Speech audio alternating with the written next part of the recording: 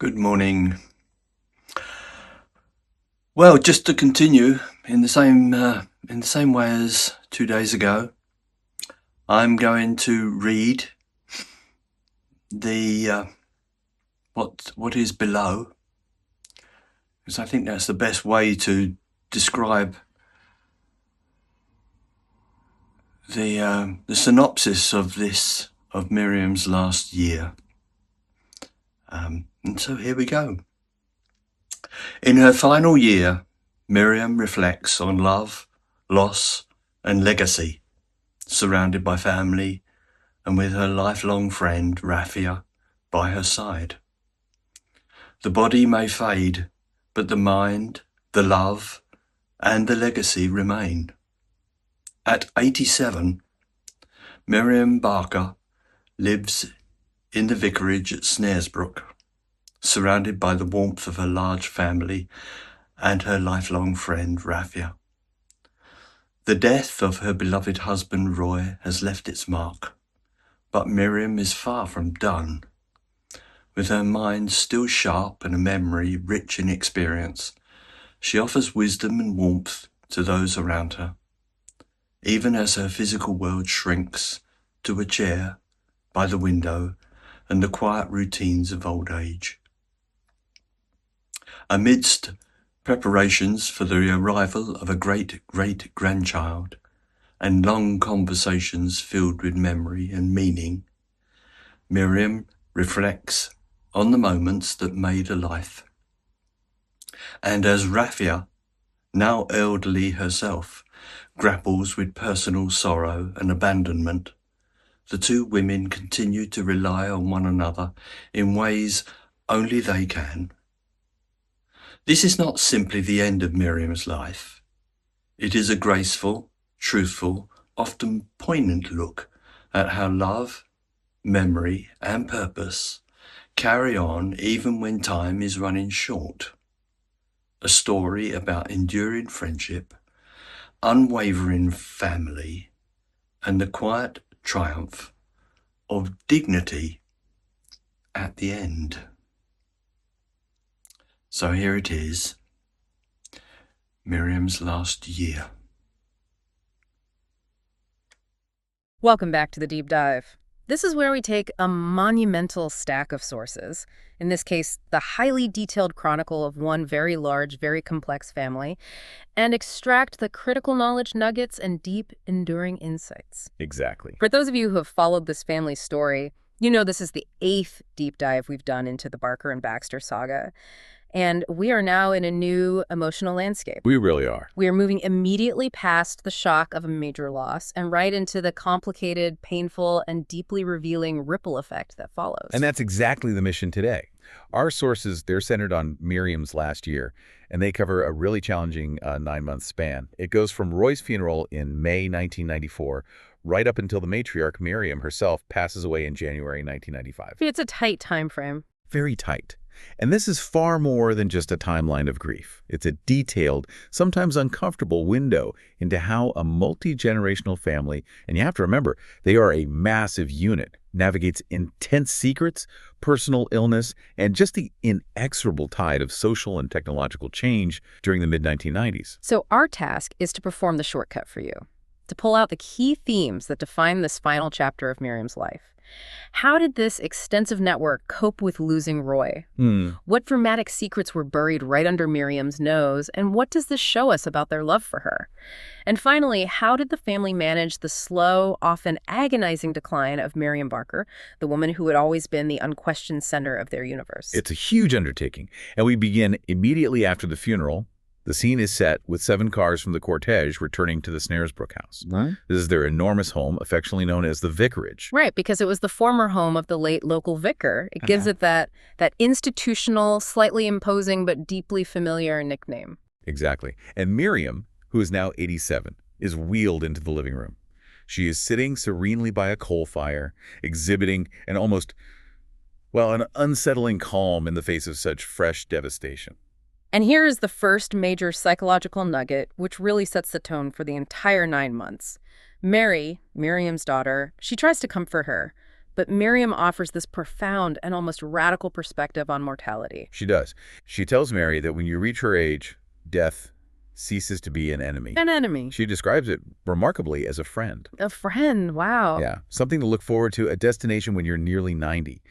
While she acknowledges the suffering for those left behind, the crushing residual grief for her, it represents a natural desired conclusion. And the family sees this, right? They notice this immediate composure, this strange lack of proper tears, and it immediately begs the question, is this acceptance or is this denial? That's the question they're all grappling with. It's a huge internal conflict for them to process. But let me challenge that for a moment.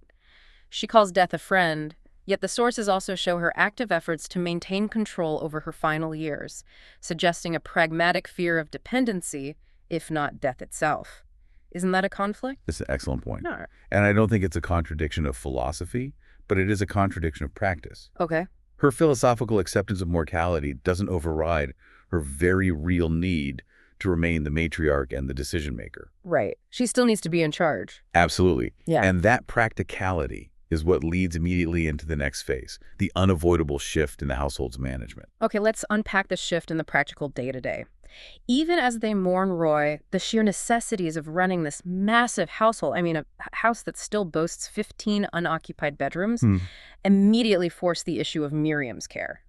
Miriam and Rafa, her dearest friend, who's only a decade younger, they have to address the limits of their mutual aging. This is a crucial turning point because it signals that Miriam's decline is now inevitable, it's accepted, and it requires professional intervention.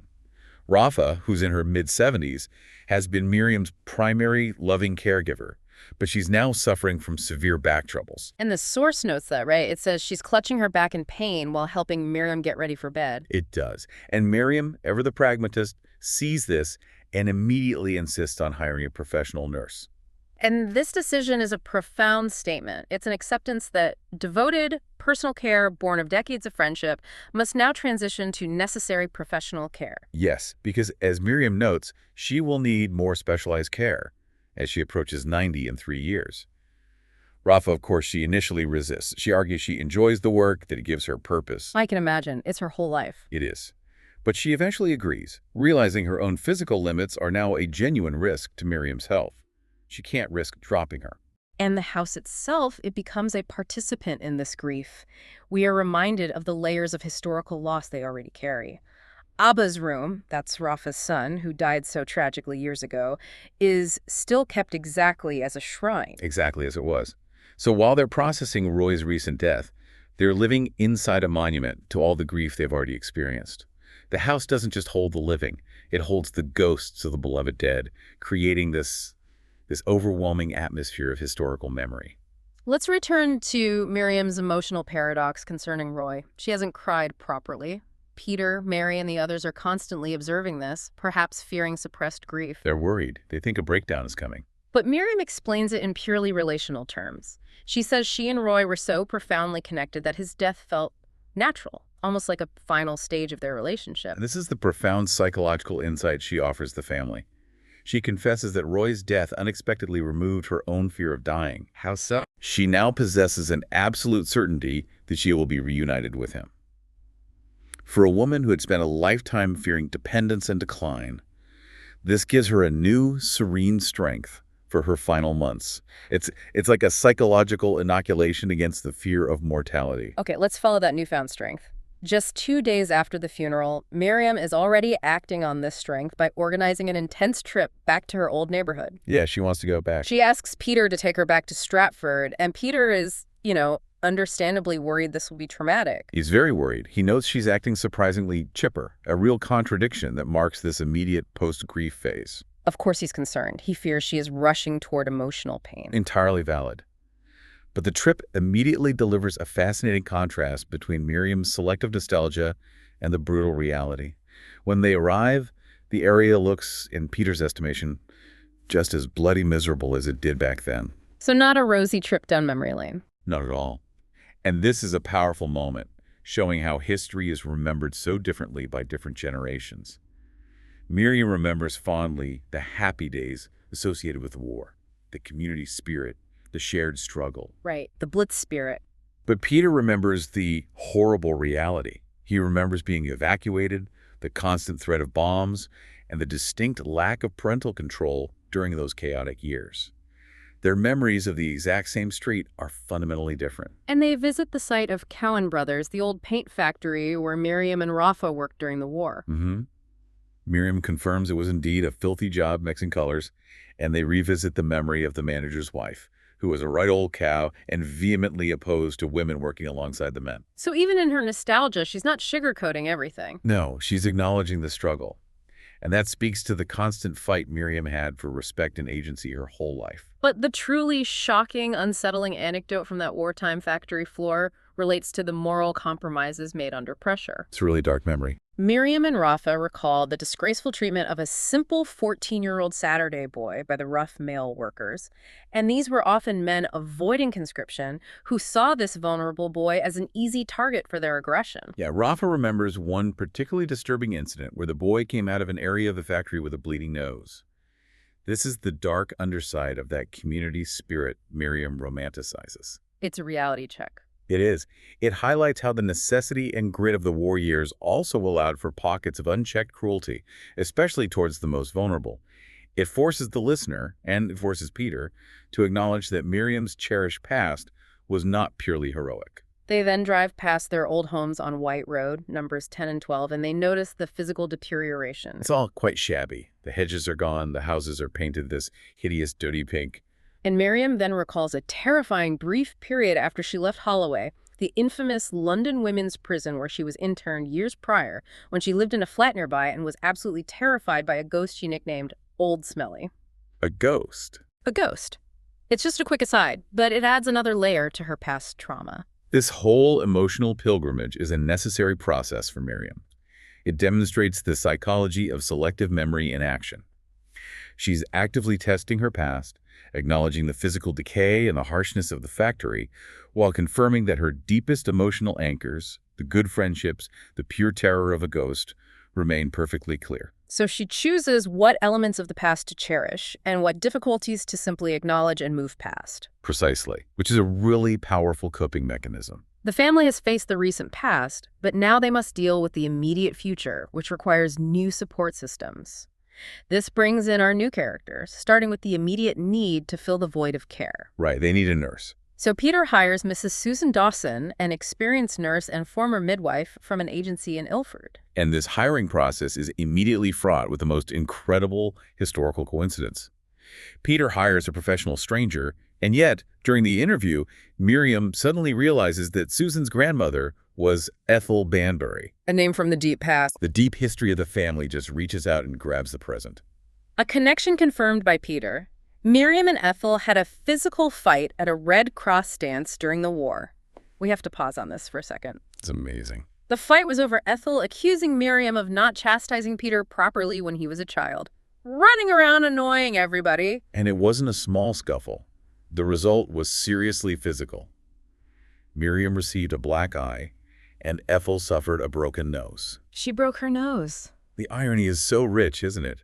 Decades later, Miriam is interviewing the granddaughter of the woman whose nose she broke. And you'd think that would be the end of the interview. You would, but instead of recoiling, Miriam finds Susan perfectly delightful and hires her immediately, brushing off the broken nose like it was a minor disagreement yesterday. It just shows her supreme pragmatism. Historical grudges are irrelevant when faced with the necessity of finding highly competent care. It's a very functional approach to conflict resolution. The past is the past. Next, Peter turns his attention to the severely neglected 1.8-acre garden at the vicarage. He interviews 4 candidates and hires Mrs. Helen Boxhill Boxey, who immediately stands out. She does. She's described as tall, slim, blonde, and has this compellingly practical air, wearing a rugged lumberjack shirt to the interview. And her story is really important. Her deep motivation is critical to understanding her character. It is. She is the sole breadwinner because her husband, Frank, has been suffering from terminal asbestosis for 7 years and cannot work. Gardening is her passion, but this job is an absolute financial necessity. So she's under immense pressure. Immense. Her devotion to Frank is heartbreakingly clear, immediately establishing a powerful contrast between her need to work and her tragic home life. And this is where the family's network expands in an entirely surprising feel-good direction. Boxey reveals her professional colleague is Belinda Vaughn. a name that rings a bell for Peter and Miriam. Right. This name immediately brings them back to White Road, where Belinda was the autistic girl Peter remembered as slow and terribly withdrawn. And this provides a remarkable counterpoint to that earlier memory of the paint factory cruelty. Because Boxey explains that Belinda is now running a globally successful business supplying rare, hothouse orchids. Wow. Good for her. It's incredible. It demonstrates profound independence and capability. She's also engaged to a man named Douglas, and she's become noticeably less withdrawn since meeting him. What an astonishing transformation. It really is, and it's something that both Miriam and Peter marvel at, linking the family's old localized world to the new, expansive possibilities of the 1990s. This expansion leads us directly into a major thematic contrast. Miriam's entrenched Edwardian values colliding with the complex social landscape of the mid-90s. Right. We see her deep resistance to evolving language. Yes, Miriam really struggles with the new focus on social sensitivity. She dismisses the emerging concept of politically correct language as mere political nonsense. And she defends her use of terms like queer in the head for Belinda, doesn't she? She does. She argues that she is merely speaking the truth as she sees it, and that her intention is benign, not malicious. It's a fascinating, deeply generational discussion about morality. Miriam grew up in a time where acceptance was measured by action, not by language. That's a great way to put it. We know her family, years ago, accepted her deceased sister Emily's husband, Edison, who was a black man. And Miriam views that unconditional acceptance as the moral standard. She feels that if you spoke the truth plainly, regardless of the words used, you did no harm. But the 1990s world, which her younger relatives like Florence are navigating, places heavy weight on the impact of language, regardless of intention. For Miriam, intention is paramount. For the new generation, effect is paramount. And it's a huge clash. It shows Miriam struggling not with bigotry, but with a cultural shift where the very tools of communication she has relied on for 87 years are now considered faulty or even damaging. She's watching her foundational moral framework become obsolete. As the summer gives way to autumn, Miriam's decline is steady but slow. However, the rest of the family starts experiencing a brutal succession of severe crises. A real cascade of them. And all of which are kept meticulously hidden from the matriarch. This secrecy highlights the immense pressure Miriam's status puts on the entire family. The younger generations are desperate to protect her at all costs, even if it means bearing their burdens entirely alone. The first of these dramatic events occurs in August with Mary, Miriam's daughter, who is 57. Peter and April must rush back when Mary is hospitalized in St. Mary's Hospital, Paddington. Yeah, and the medical crisis stems from a brief affair Mary had with the production controller 20 years her junior, which led her to fear she was pregnant. But it was more serious than that. Much more serious. Subsequent tests revealed early-stage cancer, requiring a full hysterectomy. And the ethical dilemma of lying to protect the matriarch immediately comes to the fore. Mary insists on extreme secrecy. Extreme. Miriam must not know, and incredibly, even Mary's own children, Andrea and Jamie, are kept completely in the dark. The lengths she goes to are extraordinary and speak volumes about the fear of upsetting Miriam. Her plan is this elaborate deception. It's a whole production. She will claim she injured her back and will recuperate at a friend's place in Bristol for 3 months. She tells her children she is away on a major business trip. This isn't just a simple lie. It's a profound 3-month-long performance designed to shield Miriam from any distress. And it forces Mary and Peter to carry the full weight of the cancer diagnosis and surgery themselves. The insight here is the profound, almost disabling nature of this devotion. The second crisis, which is perhaps the most tragic and culturally resonant of the entire period, arrives in October through Rafa's daughter, young Miriam. She visits, seemingly successful as a 33-year-old bank manager of half-Indian extraction, but she is clearly under enormous internal pressure. Her internal conflict is driven by profound cultural shame and concealment. Young Miriam is desperately distressed over her concealed sexuality. She refers to her thoughts as degenerate, secret thoughts. Degenerate, that's a heavy word. It is. She feels this identity is a profound fracture in her life, particularly because she feels it is culturally unacceptable given her deep Indian heritage. She wants to connect with her mother, though. The sources say she desperately wants a heart-to-heart with Rafa. She does, but the cultural barrier and the crushing weight of expectation, specifically the pressure to marry a suitable man, are just too great to breach. This highlights the painful intersection of personal identity and cultural duty in the 1990s, especially for second-generation immigrants balancing two worlds. And Faith, who is pregnant at the time, notices her distress. Yes, Faith is perhaps more attuned to hidden distress, and she notices young Miriam smoking furiously in the garden. Young Miriam eventually admits her professional success is her only shield, stressing that her job is the most important thing. She confesses that her mother's constant nagging about finding a husband is unbearable. Yeah, she says that the old Indian heritage gets in the way of her living authentically. It's a heartbreaking admission. The fallout is devastating and it's swift. Just a week later, a Dear John letter arrives. And it's brutal. Young Miriam has been dismissed by the bank for failure to act in a manner becoming of an employee. Crucially, though, the sources note that legally she did nothing wrong. Nothing wrong at all. This implies the bank discovered or suspected her secret life and found a way to terminate her employment based on some kind of moralistic policy rather than actual misconduct. It shows the deep systemic fear surrounding sexuality in professional environments at that time. Her subsequent actions are a complete act of self-exile driven by shame. Total self-exile. She sells her house, she gives away her beloved dog Rupee, and she flees to Vadodara, India, intending to make a clean start. And she does this because she is too ashamed to face the family. Right. She believes that disappearing is less painful for everyone than confessing her truth. This perceived betrayal and subsequent abandonment absolutely shatters Rafa, who relies so heavily on young Miriam's status as a successful professional. It breaks her. She suffers hypertension severe enough to require Nurse Dawson's intervention, and she is briefly hospitalized. For a woman who had been Miriam's unshakable pillar of strength, this loss is. It's emotionally terminal. It highlights how profoundly the family's stability rests on appearances. And the crises just keep rolling in. Crisis number 3 arrives almost immediately in October. It never stops. Jonathan Hill, Faith and Betty's estranged father, turns up at the vicarage. He has just been released after serving a 10-year sentence for drug smuggling. His appearance is striking. It really emphasizes the cost of his absence and incarceration. He's described as extremely thin, shifty-eyed, with amateur tattoos covering his hands and neck. And he's missing a piece of his ear from an attack suffered inside. He is a genuine, broken man. And you have to remember, Jonathan's arrival was actually encouraged by his probation officer, who believed that family contact would aid his rehabilitation.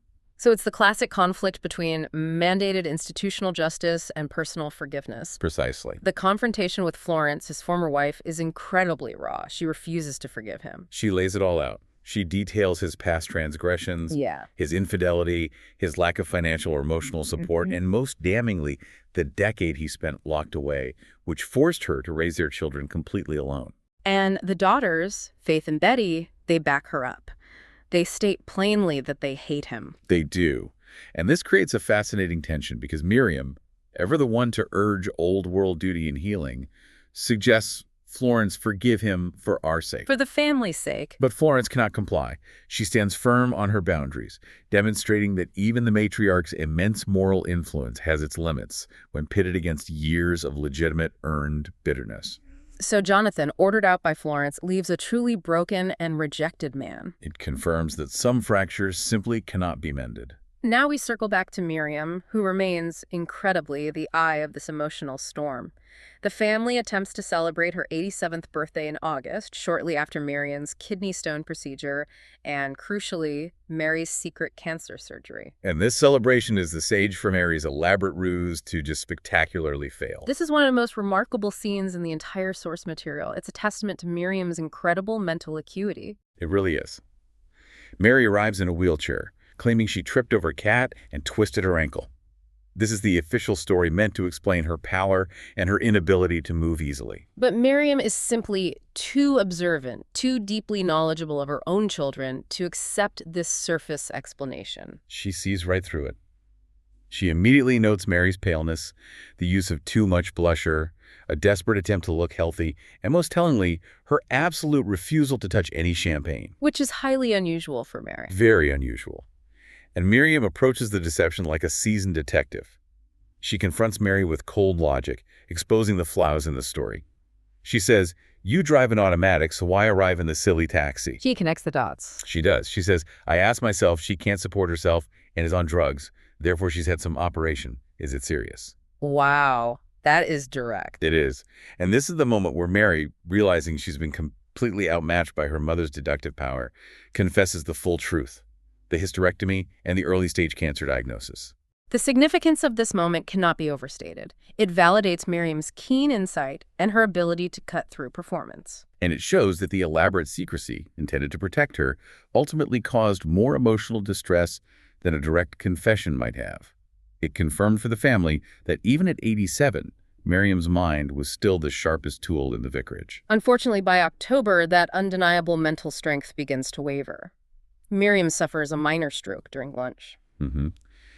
While discussing her deceased sister, Emily, and Emily's husband, Edison, the good news is that the stroke leaves her with no obvious physical changes, but mentally, the shift is clear. She begins to fade. Yes. Often sleeping or drifting off mid-conversation, it marks the definitive, acknowledged beginning of her final decline. Amidst this deepening gloom, the friendship between Rafa and the new gardener, Boxy, becomes a profound source of connection. It's a really beautiful, sad friendship. They bond not over shared joy, but over shared agonizing tragedy, often talking near the back wall of the garden. Boxy confides in Rafa about her husband Frank's terminal asbestosis. She admits the crushing emotional exhaustion of watching his suffering, going so far as to say she will actually be glad when his suffering comes to an end. And that's a sentiment Rafa understands immediately. She relates this agonizing concept of anticipatory grief back to her own pain when Abel was dying. It's a moment of devastating, honest intimacy. This shared grief prompts Rafa to share her own ongoing emotional tragedy. She received a second letter from young Miriam in Vadodara. Yes, confirming she is happy, has found a job, but understands if Rafa never writes back. And Rafa confesses to Boxy that she is too proud and feels too fundamentally betrayed to respond, despite her deep, enduring love. This painful contradiction, deep love, held hostage by overwhelming shame and pride, is the psychological crux of Rafa's story during this period. She chooses silent suffering over active reconciliation. By Christmas 1994, the external world mirrors the internal mood. The big freeze, a period of heavy snow, sets in. And Christmas is joyless. It's filled with gloom and anxiety, held near Miriam's quiet, dark ground floor room, which is now just dominated by the sense of waiting. Nurse Susan Dawson confirms what everyone knows to be true. Miriam's pulse is weakening dramatically. And Rafa spends hours at her bedside, talking, not waiting for a response, but talking about their early days in Holloway, how they were the odd couple, the English Miriam and the Indian Rafa. She's reciting her legacy to her. She is, remembering Miriam as the strongest person she'd ever known.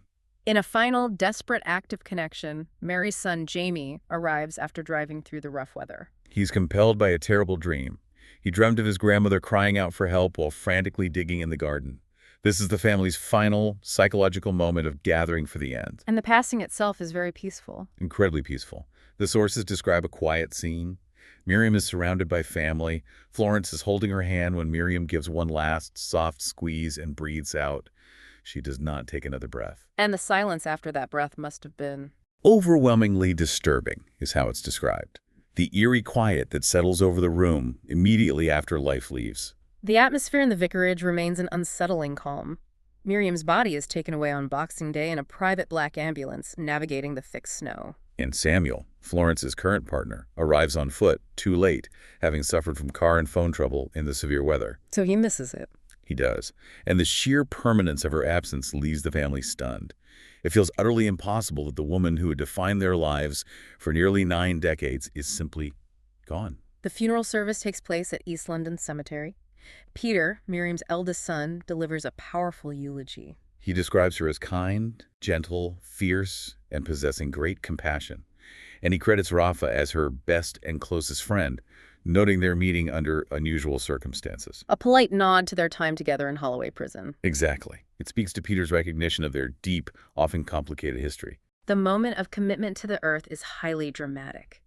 The tension is palpable as Peter visibly struggles to maintain his composure while delivering the final words. And as they commit the body to the ground, a huge gray heron suddenly rises stridently into the sky, shaking the heavy snow off the branches of the nearby trees. A very cinematic moment. The Reverend immediately interprets this sudden, magnificent appearance as a reflection of the soul.